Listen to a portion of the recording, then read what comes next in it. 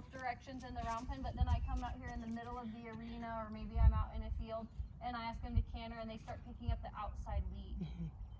If I can use a arena rail, I can really help set up my horse to be practicing picking up the correct lead.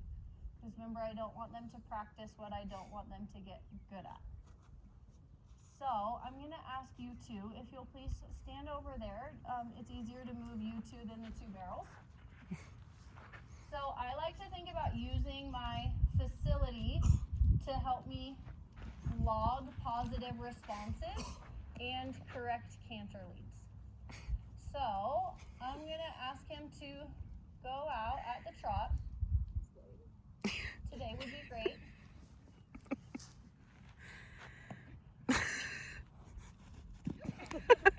I love him so much. I really do. Okay, I do not love that trot transition, alright? I don't love that I had to use that much pressure, so I'm just going to bring him back to the walk and see if I can ask again. Thank you very much. That time I didn't have to use my stick, so that's a transition I can live with. If I have to add a lot of pressure to get the trot transition, I'm going to have to add even more pressure to get the canter transition. So I like to think about getting a series of yeses, and if I can get a yes at the walk to trot, I've got a chance of getting the canter. So just notice how when I gave him more rope, what he did with it, he really went through his right shoulder. So if I added gas and asked him to canter out here, can you see that his energy would just go through his right shoulder, and I would likely push him onto a right canter lead, which is not what I want him to practice.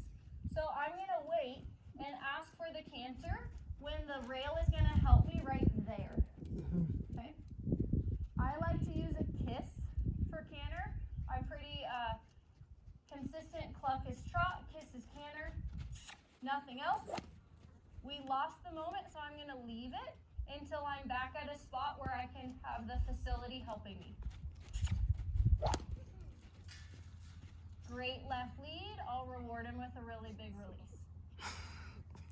So I do not want my horses to learn how to run into the canter, and I don't want to chase them into it. A lot of us do that, both on the ground and under saddle.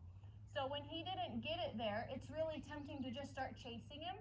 But then right about here, when I'm away from the rail, I'm now pushing him into a pull away, right? So I care about logging a good transition. I can wait. That opportunity is going to be back in front of me before you know it. Make sense? Yep. I'm going to do it to the right, just for funsies. And then you guys can come out in groups again. I think just 5 at a time, so that there's plenty of space in the arena. So first, I make sure we can get a yes. You are too much. Did you learn that from Sam? I don't know how you get anything done. It's a real challenge. I need that shoulder to go away. Thank you.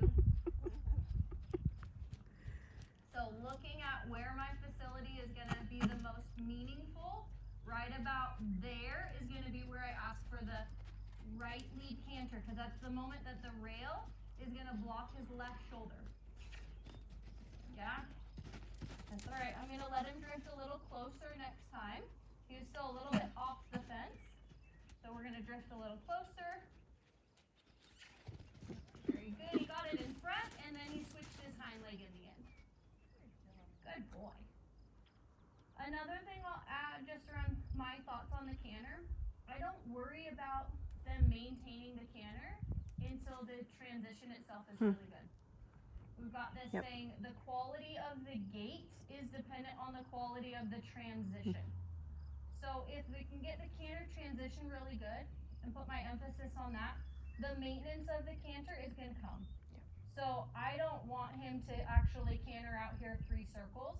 I would rather log like 5 canter transitions and let him feel successful in between each one, then ask him to pick up the canter and push him into maintaining it at this stage.